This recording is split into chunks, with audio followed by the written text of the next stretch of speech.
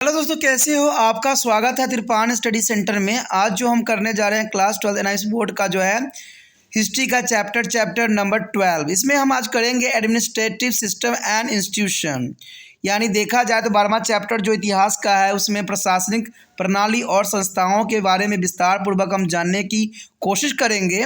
ये टॉपिक कई मानने में कई क्लास के बच्चों के लिए इंपॉर्टेंट रहेगा, चाहे वो सीबीएसई में पढ़ते हो, चाहे एनआईएस बोर्ड में पढ़ते हो, चाहे यूपी बोर्ड के बच्चे हो, चाहे बिहार बोर्ड के बच्चे हो, कोई भी बोर्ड हो, ये बहुत ही महत्वपूर्ण रहेगा। साथ में कंपटीशन वाले बच्चों के लिए भी बहुत ही महत्वपूर्ण रहेगा, खास तौर पे जो है यूपीएससी एग्जामिनेशन वाले बच्चों के लिए। कहते हैं इसमें बहुत कुछ आपको जानने और समझने को मिलेगा, लेकिन ये सब तब होगा जब हम चैप्टर स्टार्ट करेंगे। लेकिन चैप्टर स्टार्ट करने से एक बात मैं साफ कर दूं कि जब भी वीडियो देखिए पूरा देखिए, क्योंकि अधूरा जानकारी सदैव खतरनाक होता है। साथ में एक इंपॉर्टेंट बात ये भी रहता है, अगर आप पहली बार वीडियो देख रहे हो तो लाइक शेयर सब्सक्राइब करना मत भूलना, क्योंकि दोस्तों लाइक कीजिएगा तो बनाने वाले का मनोबल बढ़ता है, सब्सक्राइब कीजिएगा तो इससे ये होता है कि जब भी मैं कोई वीडियो डालूंगा उसका नोटिफिकेशन आपको समय रहते मिल जाएगा। और देखिए शेयर का मतलब ये होता है कि आपके थ्रू ना जाने किन बच्चों को हेल्प मिल जाए, ये आप भी नहीं जानोगे, इसलिए जो है आप शेयर जरूर करो, ठीक है। व्हाट्सएप स्टेटस पे भी लगाओ। दोस्तों एनएसएस सेंटर जो है कई मानने में बहुत से बच्चों के लिए हेल्पफुल है, चाहे वो 8th क्लास हो, 9th 10th 11th 12th हो, चाहे वो एनआईएस बोर्ड के बच्चे हों, ठीक है, चाहे बीए एमए के बच्चे हो, सभी क्लासों के लिए कुछ ना कुछ जो है त्रिपान सेंटर में उपलब्ध है। तो इसलिए आपके लिए ज़रूरी है कि आप सब्सक्राइब करके इसको चैनल को जो है सेव कर लो, नहीं तो बाद में अगर रिसर्च करोगे तो शायद आपको ये चैनल प्राप्त ना हो। तो इसलिए सोचना नहीं, विचार नहीं करना है, सब्सक्राइब करके जो है अपने पास सेव करना है। दोस्तों ये तो बात था आपके लिए, लेकिन अब देखते हैं हमारा आज टॉपिक क्या है। Our next topic is the most important here, administrative structure under the Marathas. There is the most important here, administrative structure from the Marathas. The rise of the Maratha as a power was a significant phenomenon in this history of their Deccan. The administrative system of Marathas was very much influenced by their administrative system of the Mughals and the declining state. There is the most important. The first here, central administration. There is the most important here. The king was at the helm of the affair. The administration was divided into the 8 departments headed by the minister, who are sometimes called is a Asta Pradhan. Asta Pradhan, there is the most important here. The 8 is a minors way to the Pesawa, who is looked after the finance and general administration, and Saraya Neubat, who was the Senapati, and Mazumadar is looked after the accounts, and Wakais Navib is looked after the intelligence and the post and household affair, and Sarvavis Chitanin is looked after his officially his correspondence, and Davir is looked after the foreign affair, and Nayanadis is looked after just, and Pandit Roy is looked after the elastically affair. There is the most important here on the job for the Maratha period time. The Astapradhan was not a creation of Shivaji. Many of these officers like Pesava, Mazumdar, Wakai Navis, Davir, and Suravazis is had to exist under to the declined rulers also. All the members of the Astapradhan expect to the Pandit Roy and the Nayadis were to ask the lead to the military champion, and under Shivaji this is the office where is a neither inherited not a permanent. They held their office at the pleasure of the king. They were also frequently transferred. Each of the Asta Pradhan was assisted by the 8 assistant. The 8 assistant is the most important for Asta Pradhan. There is a Divans, Mazumandar, Fadanis, Sabinis, and Khanias, and Chetanis, and Jamadars, and Potanis. It is the most important here to the under of control for the Asta Pradhan. And Chetanis is the dealt with all the diplomatic correspondence and wrote all the royal letter. And the Fadanis is used to the response to be letter of the commander of the forts. Therefore, Potanis is looked after the incomes and their expenditure of the royal treasure. The provisional and local administration under to the Marathas. The provisional administration was also organized on the Deccanese and the Mughal system. All the provisional unit were to the already exciting under to the is a Deccanese ruler. Shivaji recognized and is a contained the case of the renamed them, and the is a provenance where to the is a knowledge as a prantas, and their pranta is where to under to the change of the Subedar. Subedar is the most important here, and over the number of Subedar is there where to the Sarabdar who to the control the is a surprise to the work of the Supridar, and there is a smaller than the Pran and where to the trough which is where to the headed by the Havaldar. And there is the Malzas is a village village which is where to the lowest is a unit of administration. At the level of village is a Kulkarni used to the keep account and the maintenance to the record will do Patel had a legal and the placing to the power. At the level of Pragan and Deshpande used to the keep account and maintain to record will is a Deshmukh had a legal and policing powers. The police is officer in a rural area was called to the Fazudar, and in the urban area was called to the Kotawal. The Maratha is a politics and did not we have unified to the civilians come military rank. Under to the Maratha is a perform base of Brahmins, electors and naming is a managed there is a central bureaucracy and the local administration. That is the most important here. And in this capacity, they were is called to the Kambi Sardar, who is enjoyed to the wild power of the tax assignment and there is a collection. And there is a adjudicate of the taxes is a provided information about the local condition and keep a record. Later on, there is a British districts collector was a nominal on this Maratha officer is only. There is a most important. यहाँ पर जो हमारे समक्ष आया है बहुत ही महत्वपूर्ण जो है टॉपिक, कहते हैं मराठों का प्रशासनिक ढांचा किस प्रकार था। तो मराठे का जो है प्रशासनिक ढांचा जानना काफ़ी दिलचस्प रहेगा कि शिवाजी जो है किस प्रकार जो है प्रशासनिक ढांचा तैयार किए थे और किस प्रकार उन्होंने शासन करने के लिए अग्रसर हुए। कहते हैं मराठों का प्रशासनिक ढांचा देखा जाए तो काफ़ी दिलचस्प है और ये जान के आपको बहुत ही रोचक लगेगा कि दक्कन के इतिहास में मराठा शक्ति का उदय एक महत्वपूर्ण घटना थी, क्योंकि मराठा शक्ति का उदय होना एक बहुत ही महत्वपूर्ण घटना मानी जा सकती है।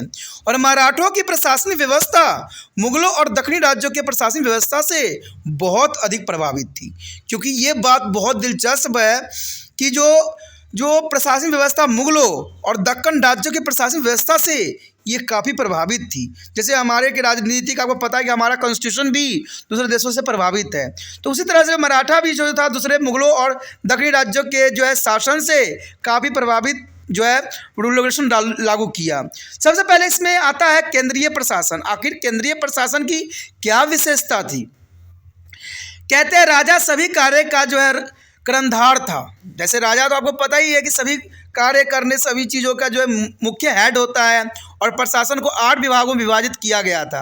यानी जो प्रशासन था उसको 8 विभिन्न भागों में विभाजित किया गया था, और इसलिए किया गया था कि हर क्षेत्र में जो है काम अच्छे से हो।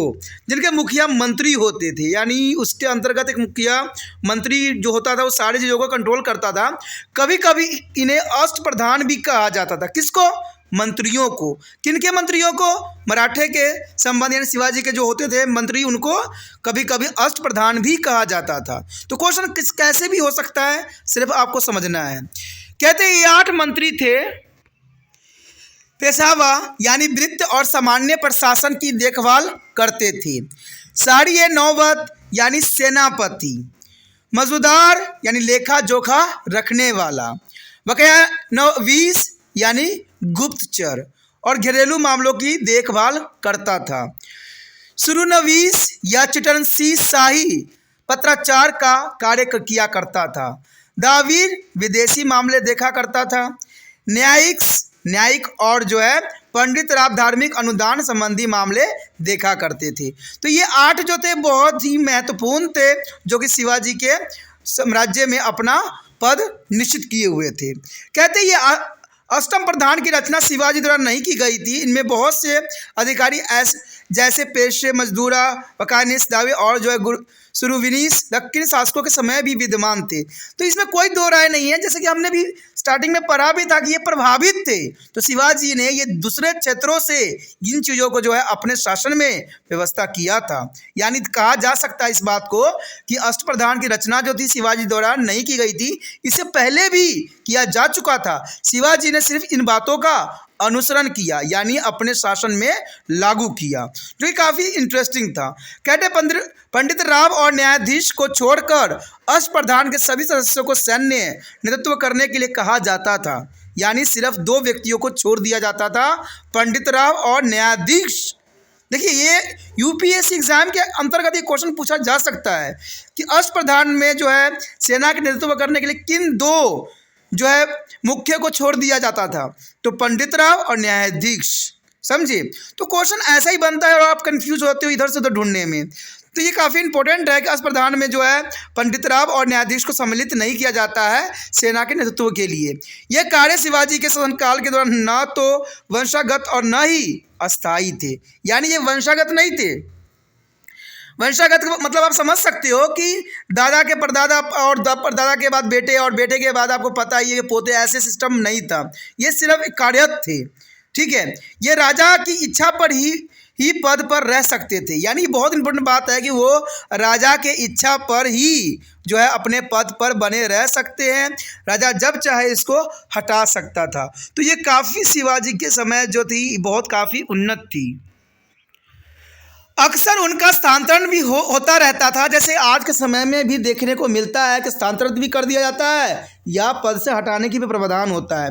प्रत्येक अष्टप्रधान की जो है सहायता 8 सहायकों, दीवान, मौजूदार, फंडनीस और सबनीस, करखानियस, छिटनीस, जमादार और जो है पेटनीस द्वारा की जाती थी। यानी देखा जाए तो प्रत्येक अष्टप्रधान की सहायता 8 सहायक लोग किया करते थे, जो जर्नली बात है।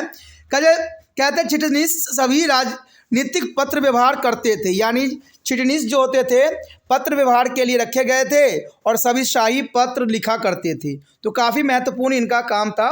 और फंडनीस जो है किलों के कमांडरों के पत्रों के उत्तर दिया करते थे। और पैटनीस शाही खजाने की आय का लेखा जोखा रखा करते थे। तो सभी का जो है अपना अपना विभाग सुनिश्चित थी और सभी अपने विभाग में जो है सुचारू रूप से कार्य करने में अग्रसर थे। देखा जाए तो अगर दूसरा पॉइंट पे हम विचार करें तो यह प्रांतीय और स्थानीय प्रशासन। देखिए, कहते हैं मराठे के समय जो है प्रांतीय और स्थानीय प्रशासन का अपना एक महत्वपूर्ण स्थान था, क्योंकि शिवाजी राव जैसे थे वैसे उसमें जो है प्रांतीय और प्रशासनिक का बहुत काफ़ी महत्वपूर्ण स्थान रहता है। क्योंकि ये जो थे स्थानीय लोगों को जो है साथ लेके जो है अपना किला फतेह किया था और इन्होंने जो है मुगलों से जो है 2-4 हाथ किया था। बेशक मुगलों ने उनको धोखा दिया था, लेकिन फिर उसके बाद जो है मुगलों के वो चंगुल में कभी नहीं आए और मुगलों से उनको समझ में आ गया था कि वो किस तरह के नीतियों का अनुसरण करते हैं। तो ये बात साफ होता है कि प्रांतीय प्रशासन दक्षिणी और मुगल प्रणाली के आधार पर संगठित किया गया था। कहते हैं शिवाजी भी बहुत काफ़ी कहते हैं मुगलों से भी काफ़ी तेज़ थे, क्योंकि उन्होंने जितने भी मुगल में देखा था प्रणाली, उस सभी प्रणाली को उन्होंने जो है अपने भी राज्य में सम्मिलित किया था। क्योंकि कहते हैं कुछ चीज़ें अच्छी होती है उसको अनुसरण करने में ही कहते हैं जग कल्याण है। जैसे एक बात हमेशा तिरपान सेंटर आपको कहता है कि जितना हो सके इस वीडियो को दूसरे बच्चे तक पहुंचाने में आपने तिरपान सेंटर का सहायता करना है। ये अच्छी बात है और इसको आपको अनुसरण भी करना चाहिए। कहते हैं जग कल्याण की जो विचारधारा होती है वो कभी भी गलत नहीं होती है। किसी की भलाई कर देना कभी भी गलत नहीं होती है। कहते हैं अगर दुनिया में एक दूसरे की हम भलाई ना करें तो शायद दुनिया चलेगी नहीं। इसलिए स्वार्थी नहीं बनना है। इस वीडियो को दूसरे बच्चे में पहुंचाने में आपने हेल्प करना है और इसके लिए आपको कुछ नहीं करना है, सिर्फ जो है व्हाट्सएप पे जो है इसका लिंक को कॉपी करके लगाना है। जिनको पसंद होगा वो देखेंगे, जिनको नहीं पसंद होगा वो नहीं देखेंगे। कम से कम आपको ये दिल में तो ये बात रहेगी कि मैंने अपना कर्तव्य पूरा किया, बाकी देखने वाले जाने और समझने वाले जाने। तो अपना कर्तव्य पूरा करना बहुत ही ज़रूरी होता है। चाहे कहते हैं अपना कार्य करना सबसे सर्वश्रेष्ठ होता है। तो यही बात यहाँ पर जो है मराठास ने भी किया कि मराठास ने जितने भी जो प्रशासनिक ढांचा था उन्होंने मुगलों से जो है अनुसरण किया। और कहते हैं अनुसरण करना कोई गलत नहीं था, बेशक मुगलों ने गलत किया, लेकिन उनकी प्रशासन व्यवस्था बहुत सशक्त थी। ठीक है, सभी प्रांतीय इकाइयाँ दक्षिणी शासकों के अधीन पहले से ही मौजूद थी और शिवाजी ने उन्हें जो है मान्यता प्रदान भी की और कुछ को दोबारा नामकरण भी किया गया। प्रांतों को प्रांत के रूप में जाना जाता था और प्रांत जो था सूबेदार के अधीन होते थे।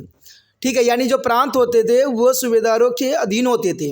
एक से अधिक सूबेदारों को जो है सर सूबेदार नियंत्रण करता था, यानी एक से अधिक सूबेदारों को सर सूबेदार नियंत्रण किया करता था तथा वह सूबेदारों के कार्य पर निरीक्षण भी किया करता था। प्रांतों से छोटे ताफस थे जिनका मुखिया हवलदार होता था, यानी मुखिया जो होता था हवलदार होता था, और उसके बाद मुजास अथवा गांव थे जो प्रशासन की सबसे छोटी इकाई मानी जाती थी।